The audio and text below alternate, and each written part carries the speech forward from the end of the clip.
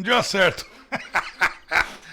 É isso aí, pessoal. Uma excelente segunda-feira para você, dia 4 de setembro. Você está no bunker. A gente tá aqui de novo, batendo esse papo junto. Olha que legal, olha que maravilha. Temos uma série de notícias para conversar, né? As notícias não tem nada de maravilha, não. As notícias estão pela hora da morte aqui. Mas uma coisa é certa, né? A gente precisa colocar aqui as coisas em ordem. A gente precisa falar sobre tudo isso que está acontecendo. Algumas coisas que são óbvias e que a classe política quer negar, mas que não vai conseguir negar, porque a gente está de olho. A gente está de olho mesmo. Ah, eles não gostaram? Azar o deles que não gostaram. Nós estamos aqui para que eles não gostem mesmo.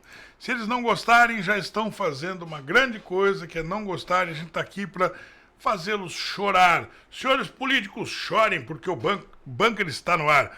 Pessoal, vamos bater esse papo aqui. Já vamos começar direto com notícia aqui. Tem uma maluquice. Olha isso aqui. É claro, é novidade? Não, mas a gente tem que falar. Tem que falar porque está acontecendo. O Brasil perdeu mais de 400 mil empresas no primeiro semestre de 2023. Tá aqui, ó. Ah lá, bem bonito o prejuízo do brasileiro, né? Nos 6 primeiros meses de 2023, o Brasil perdeu um total de 427.934 empresas entre micro, pequeno, médio e grande porte.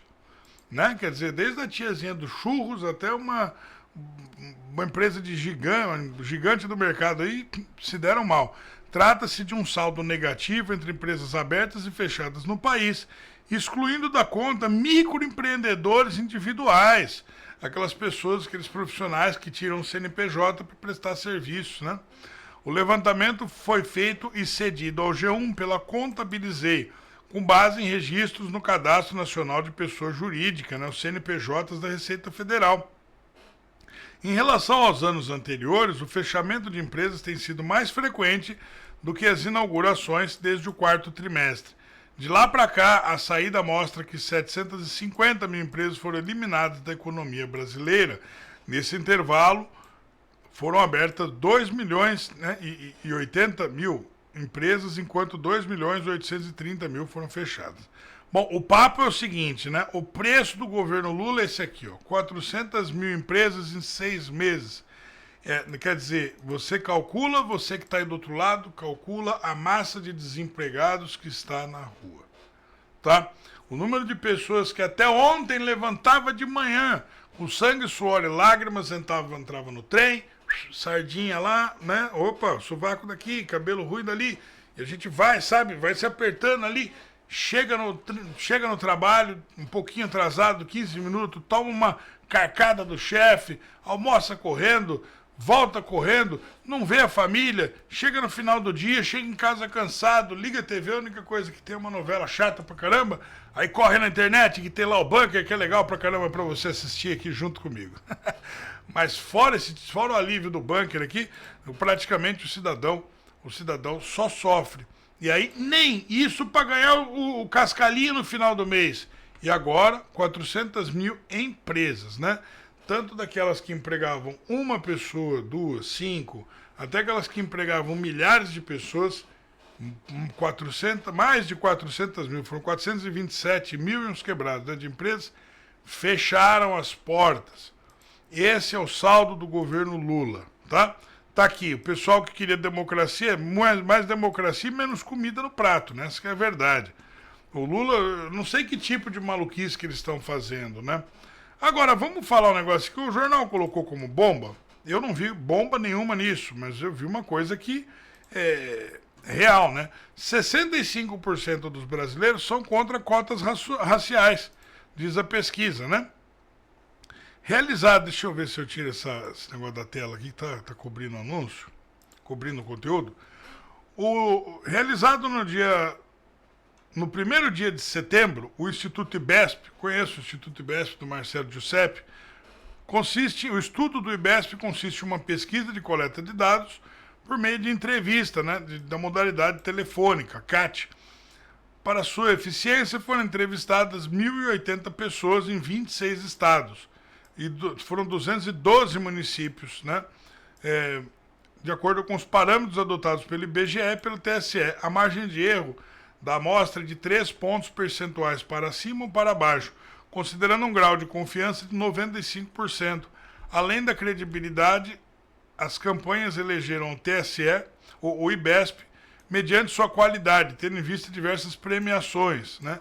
Enfim, o fato é o seguinte, o IBESP fez uma coleta de dados aqui, né? Tem uma série de números aqui que estão ilegíveis nesse momento, mas o papo é que de cada 10 brasileiros, 6, pelo menos 6, ou mais, né? 6 brasileiros são contra o assunto das cotas raciais. E é claro que entre esse pessoal, boa parte deles são pessoas que são participantes das minorias. A verdade dos fatos é que a cota racial é uma forma de humilhar a pessoa, tá? Você chega lá e fala assim, você não vai entrar por mérito, você não consegue. Você vai entrar porque participa de uma minoria. Você é de uma cor diferente, você é de uma sexualidade diferente. Entra por esse motivo, porque você é um incapaz. É isso que a cota racial diz para a pessoa, né? Eu não vejo, até que você começa a colocar as pessoas em choque por causa das cotas, né? O presidente Bolsonaro dava sempre o exemplo, assim, você pega lá um negro que entrou pela cota, mas tomou a vaga do nordestino, que tinha passado no concurso, tinha passado na prova. O cara fala, escuta, essa vaga era minha, estou perdendo a vaga para entrar uma pessoa por cota. E você coloca duas pessoas que são participantes de minorias em choque, né? Uma entrou porque conseguiu, a outra entrou pela cota. E no final das contas, eu não vejo justiça nesse critério, tá? Eu não vejo justiça nesse critério. Agora o pessoal fala, o outro teve mais chance de se preparar. Conversa fiada. Tem biblioteca, tem. Tudo tá aí, tudo tá aí. Tá? É só a pessoa ir lá e ter boa vontade que ela consegue sim. Tem muita gente que vem de fora do país, tem muito imigrante que vem de fora do país para fazer concurso público no Brasil. Você pega um pessoal que... Tem um pessoal que vem aqui de alguns lugares da Ásia. Aqui em São Paulo é muito comum isso. Os caras não fazem outra coisa. Estudando, de dia e de noite para passar no concurso público, tá? E eles vêm aqui e eles conseguem passar. Agora o brasileiro mesmo não vai conseguir. Os caras vêm aqui e ficam sem comer às vezes para estudar. Então não tem essa, não. Eu não vejo com bons olhos o assunto das cotas, tá? E não vi nenhum argumento até agora que me convença isso, tá? Vamos dar uma olhadinha agora nesse outro dado aqui, porque ele é muito importante. Mercado aumenta a estimativa de inflação e projeta um PIB, né, Produto Interno Bruto, de 2,56% em 23 neste ano. O importante dessa notícia é que os analistas do mercado financeiro, consultados pelo Banco Central, elevaram a estimativa de inflação para 2023. É o que mostra o relatório Focus, divulgado na segunda-feira, 4/9, né? O Boletim Focus é sempre o guia da economia. De acordo com o relatório, o Índice de Preços do Consumidor Amplo, IPCA, que mede a inflação oficial do país, deve terminar esse ano com 4,92%. O caminho da Dilma, né, o que o Lula está seguindo. Na semana passada era de 4,9%. Segundo o Conselho Monetário Nacional, a meta de inflação para esse ano é de 3,25%. Ou seja, a meta de inflação desse ano já foi estourada faz tempo, né, já bateu mais de 1 ponto percentual. Na semana passada a projeção era de 4,9%. Bateu a meta e bateu a projeção, né? Como há um intervalo de tolerância de 1,5 ponto para cima ou para baixo, a meta será cumprida se ficar até 4,75%. Ou seja, já estourou a meta, tá? Já estourou a meta, como eu falei. Se fosse 1 ponto, já tinha estourado. Mas tem 1,5 ponto. 4,75%. Mas já chegamos em 4,92%. Ou seja, a inflação está explodindo mesmo. O governo passou da meta. Em relação ao ano que vem, os economistas consultados pelo Banco Central subiram a projeção de 3,87 para 3,88. Para 2025 se manteve em 3,5. Aí eles vão falar do PIB, né? Eles vão falar do PIB. O PIB teve um aumentozinho aqui, mas é o seguinte. Olha, desculpa, eu sinto muito. O que eu estou vendo é que quando a gente fala que é a inflação, ou seja, o preço das coisas está subindo e o seu salário está estacionado, a inflação decolou. O preço das coisas subiu e o seu salário ficou aqui, ó, né? Então você perde poder de compra. Ora, mas Roveran, mas o PIB está subindo. O que é PIB? PIB é o Produto Interno Bruto, é a soma de tudo que todo mundo tem no país. Se está acontecendo um aumento das riquezas do país, né? E, ao mesmo tempo, o salário das pessoas não está subindo, mas o preço está, então as pessoas estão ficando mais pobres. E se o PIB está subindo enquanto as pessoas ficam pobres, para onde está indo este dinheiro? Está indo para o bolso de quem esse dinheiro? Porque as pessoas não estão recebendo. Essa é uma questão matemática elementar. Todo mundo sabe para onde está indo o dinheiro, não é mesmo? A gente sabe, não é necessário dizer para onde está indo o dinheiro. Isso é sine qua, tá? Vamos lá. Entenda bem que os escândalos de corrupção virão por aí. Não, é impossível não vir tendo esses dados em mãos. É impossível esse tipo de coisa não vir. Agora, falando em corrupção, né? Isso aqui é outra, né? Falando em corrupção, tá aqui, ó. Urgente, Barroso interfere na CPI do MST e suspende depoimento de servidores de Alagoas. Tá a cara dele, rindo da nossa cara, né? E aí, Barroso, tá dando uma risadinha, tá achando legal? Né? Então quer dizer que documentos obtidos pela comissão apontam que membros do MST foram financiados pelo governo estadual. Terra do seu Renan Calheiros, tá? Na segunda-feira, 4, o ministro do Supremo... Deixa eu tirar esse negócio daqui que tá cobrindo aqui o texto. Na segunda-feira, 4, o ministro do Supremo Tribunal Federal, né, no caso hoje, Luiz Roberto Barroso, suspendeu os depoimentos agendados para a CPI do MST na Câmara dos Deputados. Ah, por que, Barroso? Não é para investigar? Tá aqui, ó, né? Olha lá. A sessão convocada para a tarde desta segunda-feira ouviria 2 gestores do Instituto de Terras e Reforma Agrária do Alagoas, né? O diretor-presidente Jaime Messias Silva e o gerente executivo José Rodrigo Marques Quaresma. A Assembleia Legislativa de Alagoas acionou o STF contra o depoimento dos gestores. A Assembleia alegou que a conduta dos servidores estaduais só pode ser analisada pelo Legislativo Estadual. Assim, a CPI do MST, no Congresso Nacional, estaria extrapolando a competência investigativa. Os documentos apontam que membros do MST foram financiados pelo Iteral.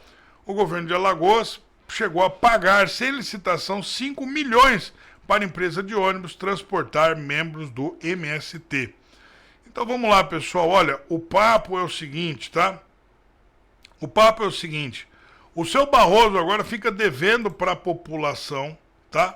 O seu Barroso agora fica devendo para a população a explicação do seguinte: se existem documentos e se o seu Barroso mesmo mandou bloquear, por que o Barroso não tem que ser acionado na justiça por prevaricação?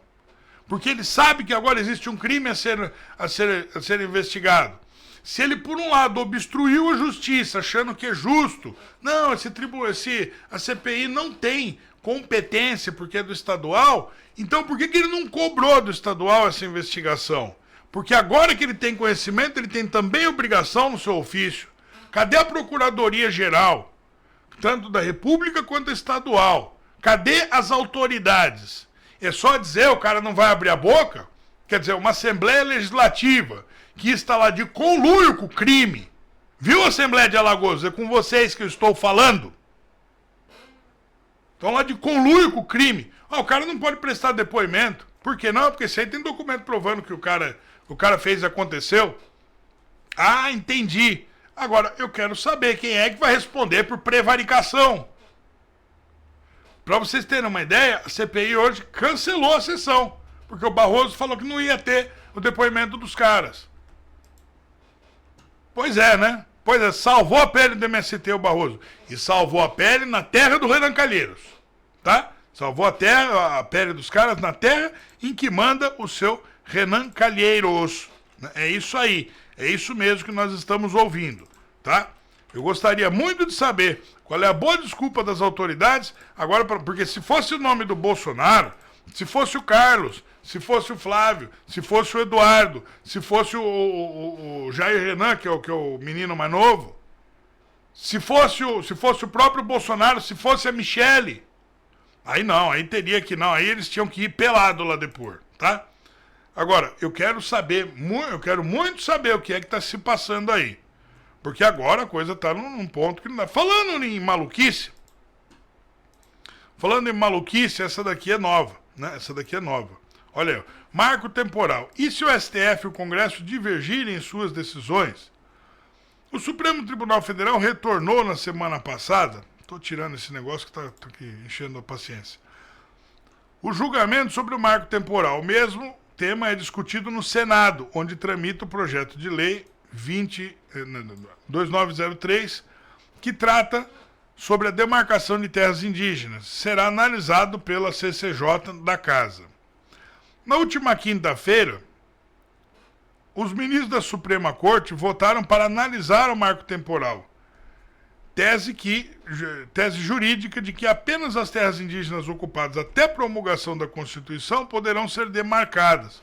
Como tramitado em dois poderes diferentes, fica a dúvida do que acontece caso o STF e o Congresso aprovem entendimentos distintos, né? Então vamos lá.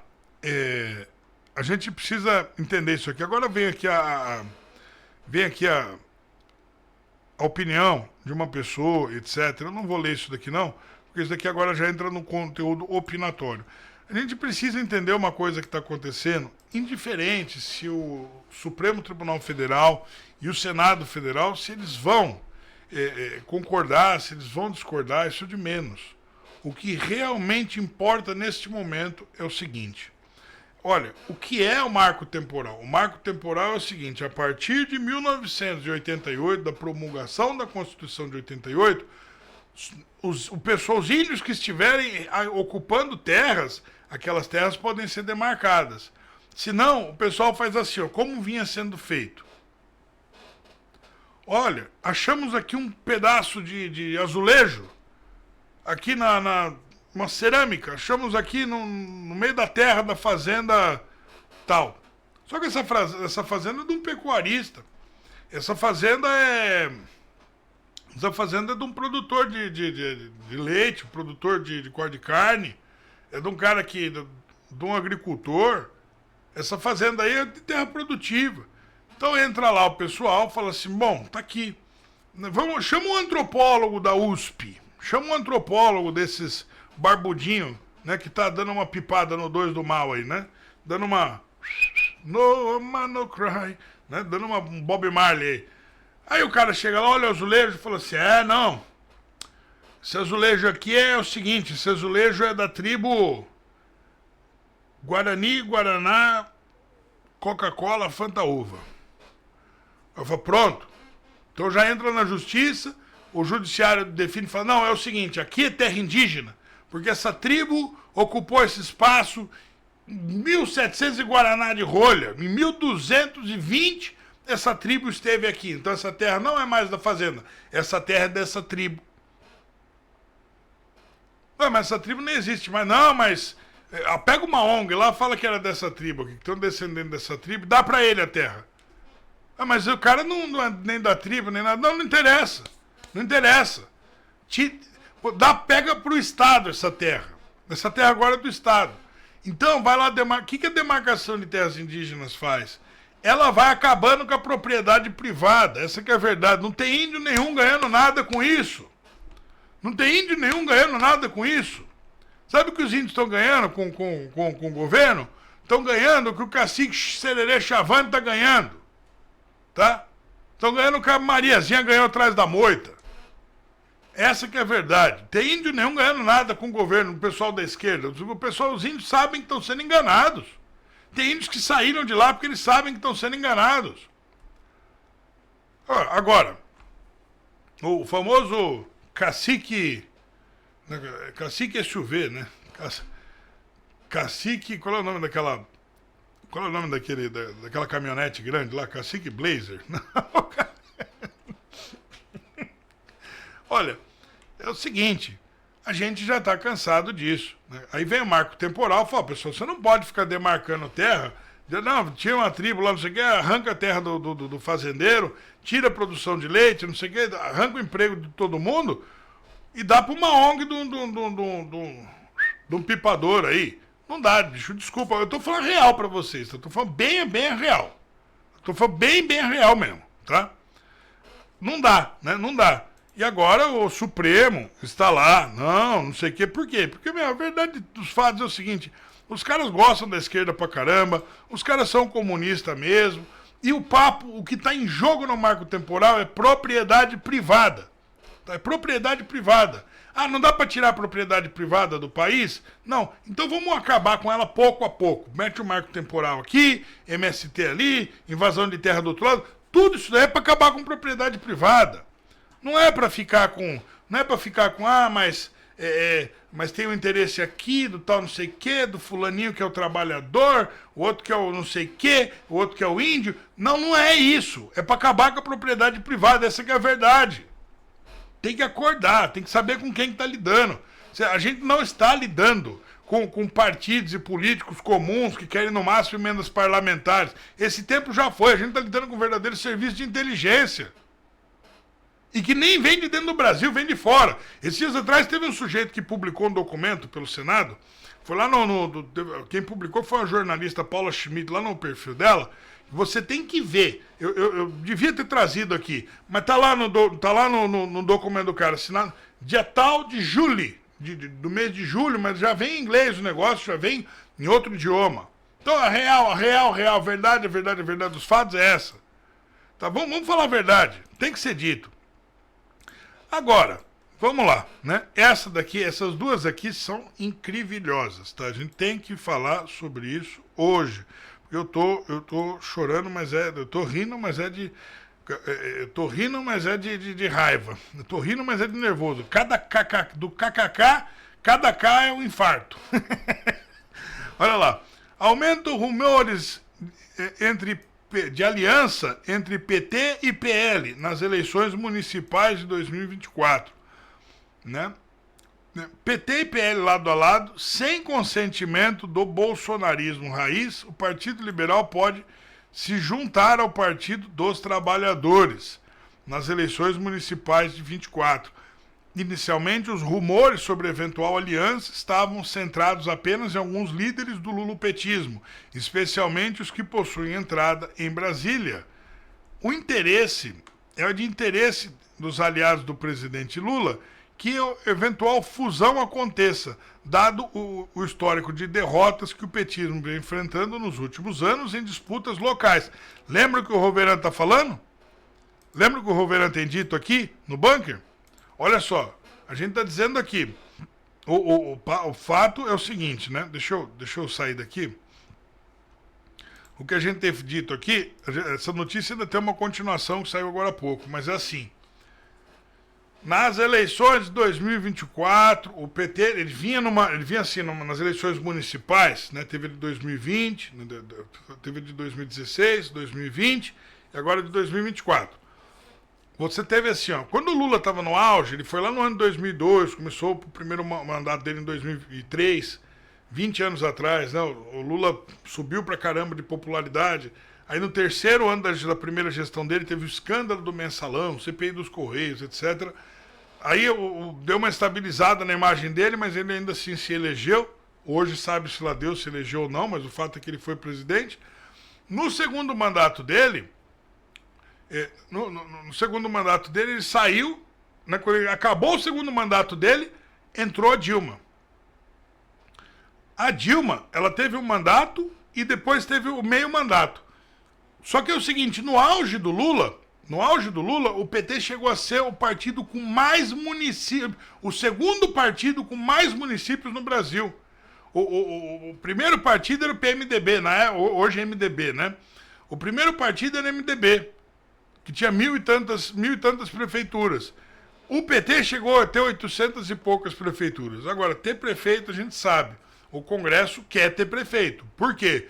Porque o cara pode gastar as emendas parlamentares dele, ele pode pedir e fazer o nomezinho dele lá junto com o prefeito, junto com o governador, principalmente prefeitos é mais fácil, porque nas prefeituras é muito mais difícil pela capilaridade, pela especificidade de você rastrear esse dinheiro. Só uma operação da Polícia Federal destacando parte do contingente para analisar contas bancárias, quebra de sigilo telefônico, etc., que nem está acontecendo agora com o ministro das Comunicações, o Juscelino, para chegar à conclusão que esse dinheiro das emendas, esse dinheiro mandado foi para benefício próprio, para fazer estradas para a própria família. Todo deputado faz isso, todo senador faz isso, boa parte dos ministros são deputados e senadores, tá certo? E assim, é só procurar que acha, tá? É só procurar que acha. Devia ter no tempo que tinha Lava Jato, era um pente fino que ia acontecendo no Brasil, né? Mas aí, vai fazer o quê, né? Chegou no Supremo e o Brasil precisa resolver o Supremo, precisa passar o Supremo a limpo, porque se isso não acontecer, esses 12 homens continuam mandando no Brasil como se dono dele fossem. Essa que é a verdade. Isso não pode mais acontecer. Político no Brasil tem que ser colocado no seu devido lugar e os juízes que estão no Supremo não passam de políticos com toga. Tá? Essa que é a verdade. Ok? Haja visto o que o Barroso fez aí na CPI do MST agora.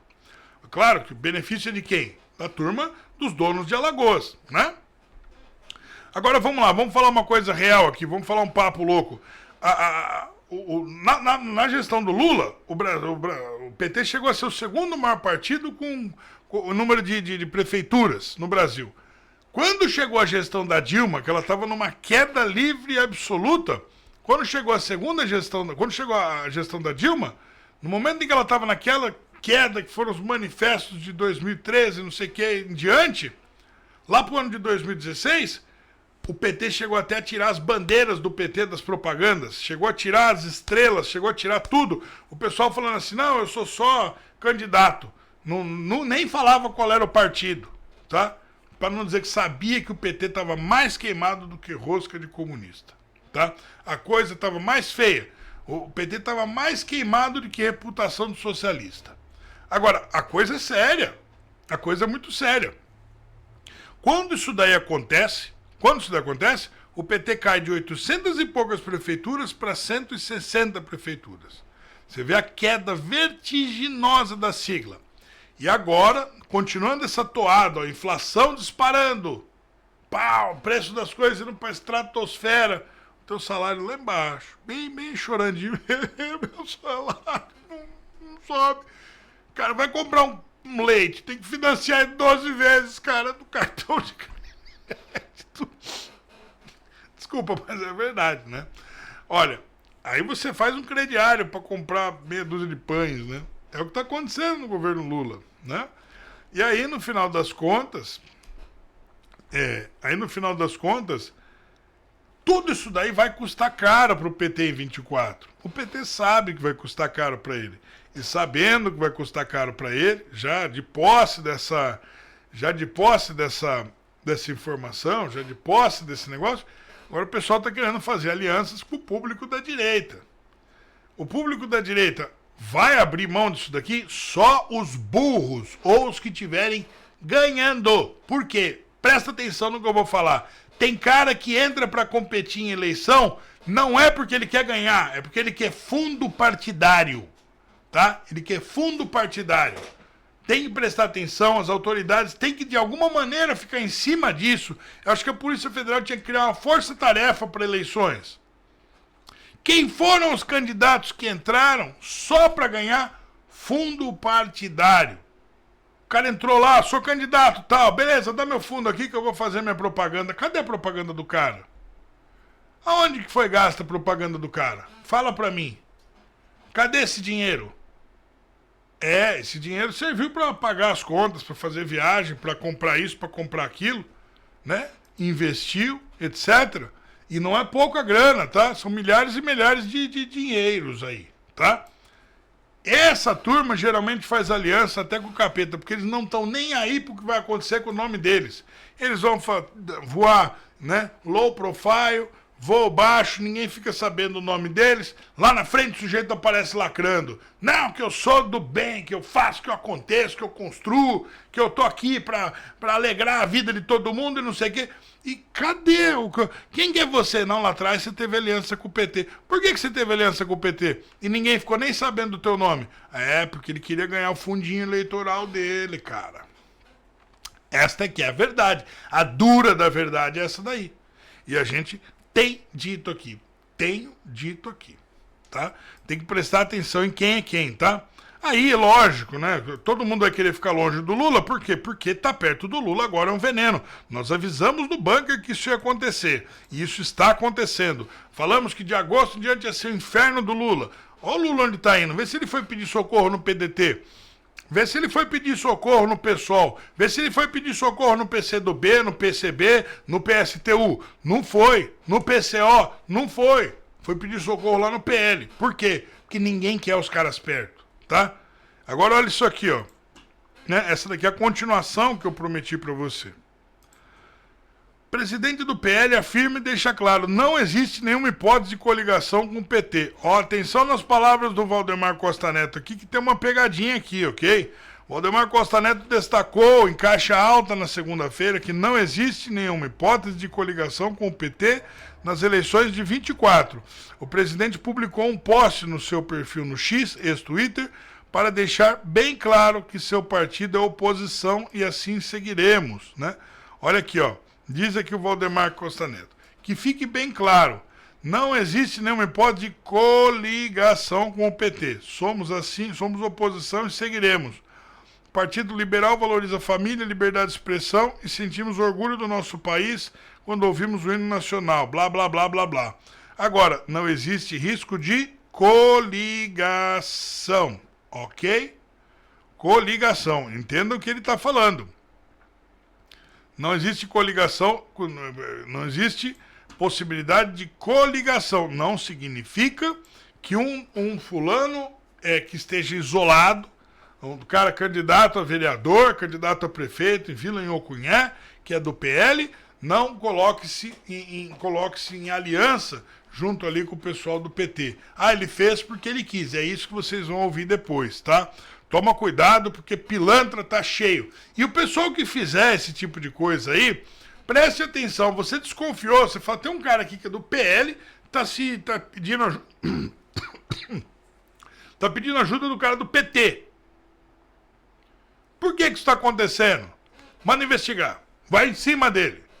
Vai, abre o olho, vai lá atrás das contas dele. O cara tem que dar conta dele.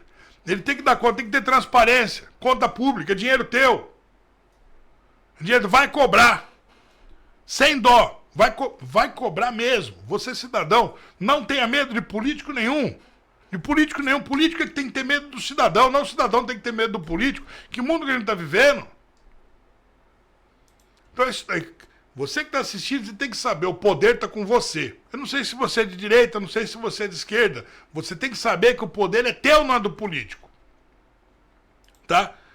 Agora, isso daqui, o Valdemar falou isso, ele está dizendo o seguinte, olha, a posição do partido é essa.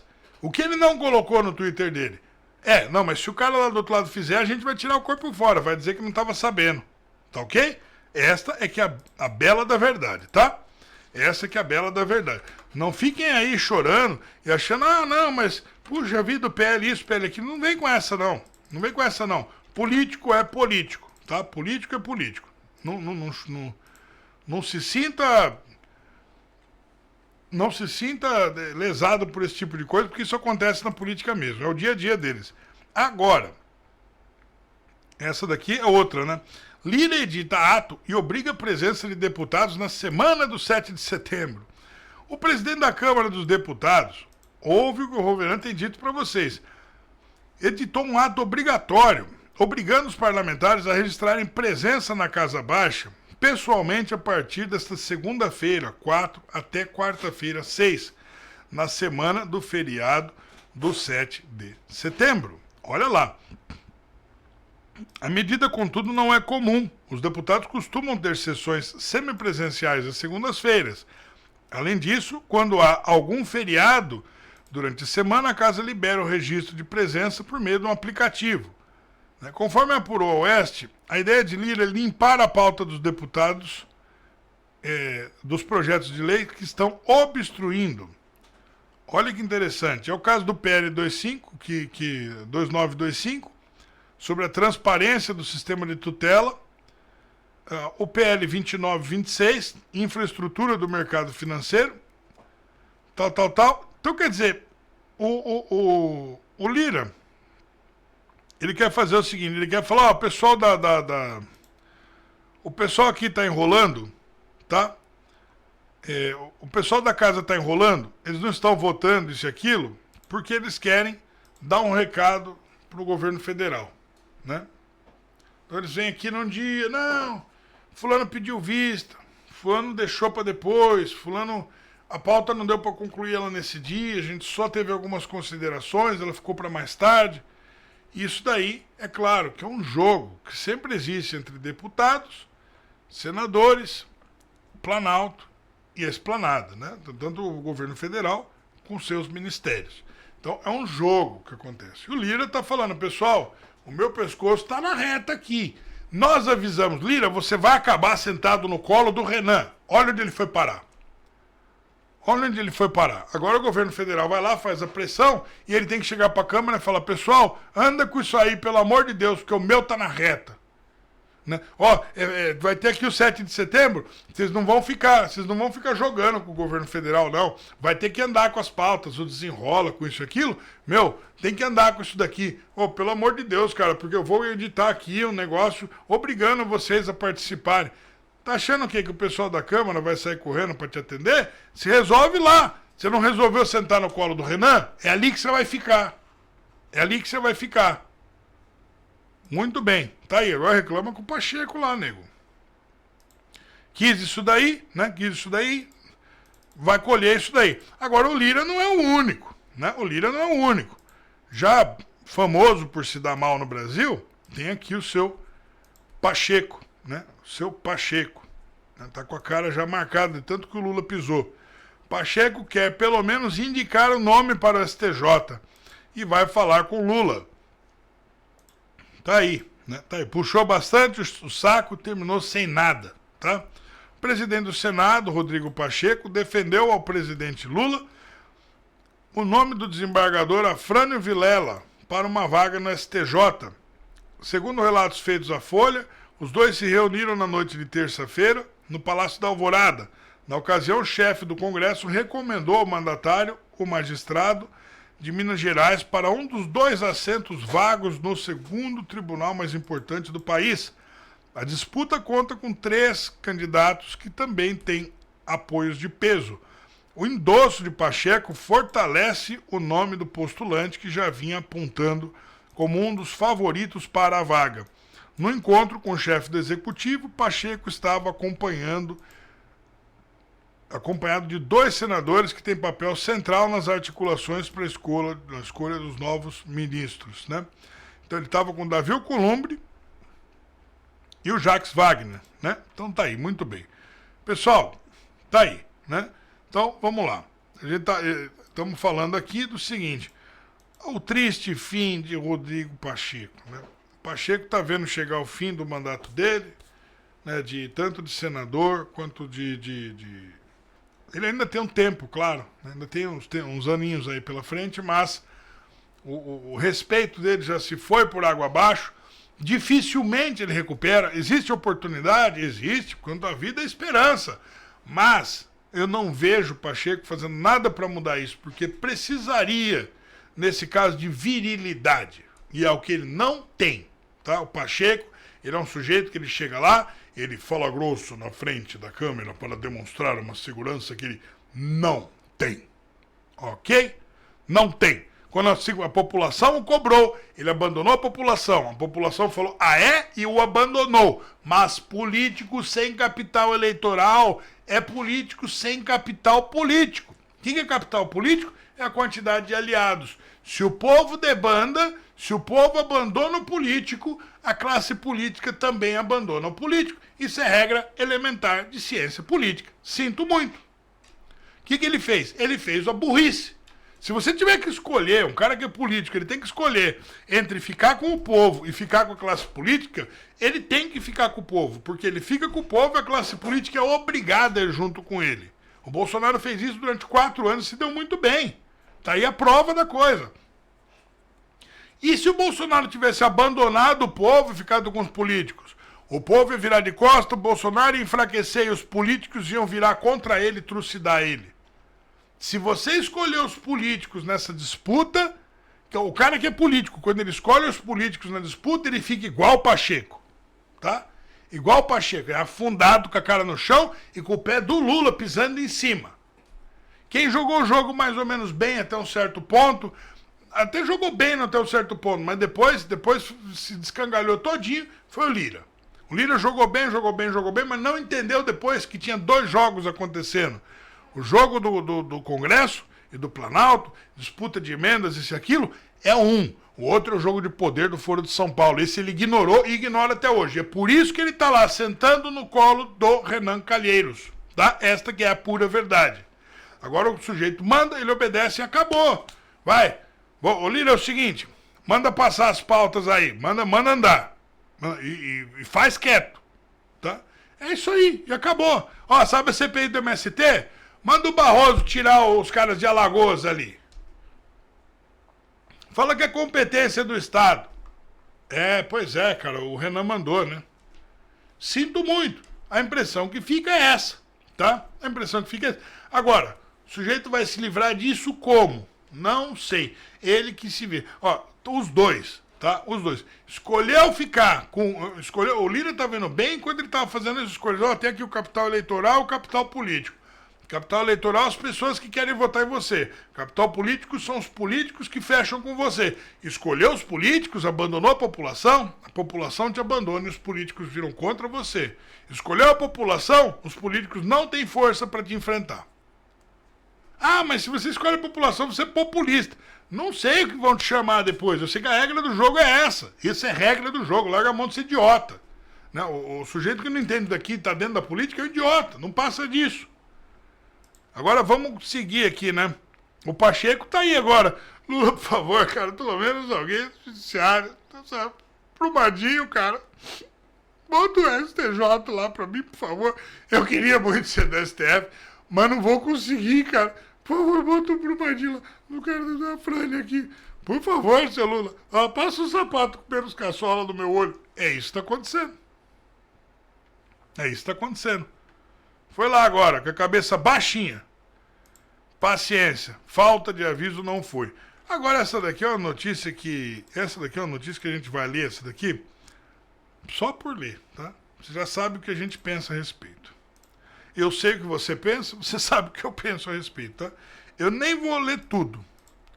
O orçamento feito no governo Bolsonaro para Forças Armadas é desrespeitado por governo Lula e Marinha fica em situação difícil. Tá aqui, ó. Né? Tá aí, ó.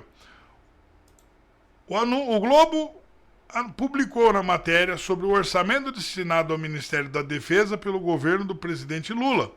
Os dados estão no projeto de lei, né, de orçamentário anual, pelo PLOA, apresentado na quinta-feira pelo governo federal. No último ano da gestão de Bolsonaro, o Ministério da Defesa foi a pasta com maior orçamento previsto. Neste ano será o terceiro atrás de transporte e saúde. O montante reservado no orçamento para investimentos em defesa para 2024 é de 8,2 bi. Neste ano é de 8,4. Esses valores não estão incluídos gastos correntes com o custeio da máquina pública, como salários, por exemplo. Segundo Gustavo Dallagnol, especialista em defesa, ouvido pelo jornal, persiste o problema tradicional. Pensões e salários ocupam grande parte do orçamento, obviamente em detrimento da defesa nacional. Não quer dizer, eles estão botando culpa numa coisa ou na outra, mas aqui tem o gráfico para você entender. O governo Bolsonaro, ele foi lá e deu um up nos caras, né? Foi lá e ajudou os caras. Não, vamos lá, não vai ficar sucateado as Forças Armadas e tal. Aí ele encontrou pela frente jornais, encontrou pela frente sujeitos com a honra muito alta, como o exemplo do seu general Tomás, né? O seu general Tomás, o outro que foi lá falar que não, que tinha admiração pelo Lula. Tá aí admiração!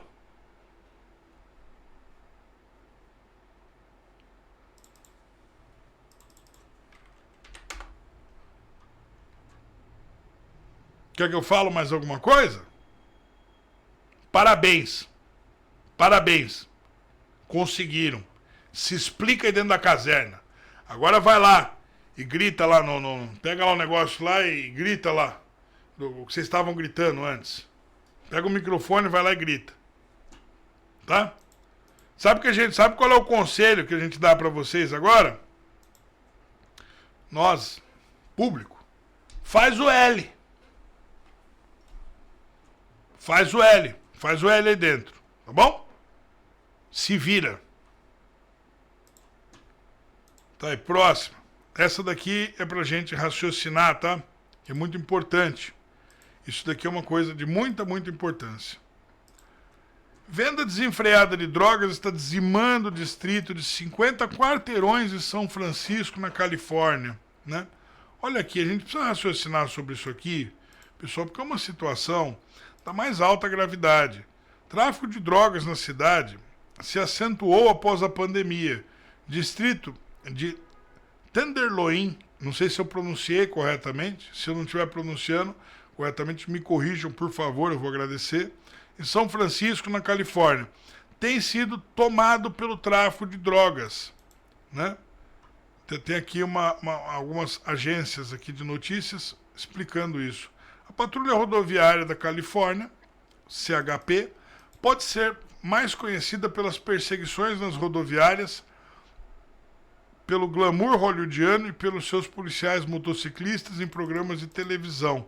Mas agora a famosa agência está patrulhando as ruas do distrito de Tenderloin, em São Francisco, como parte de um esforço de multiagências para reprimir o tráfico desenfreado de drogas que está dizimando uma área de 50 quarteirões. Tá? Tá aqui. Eu nem vou continuar, tá? Agora, qual é a pressa do Supremo Tribunal Federal?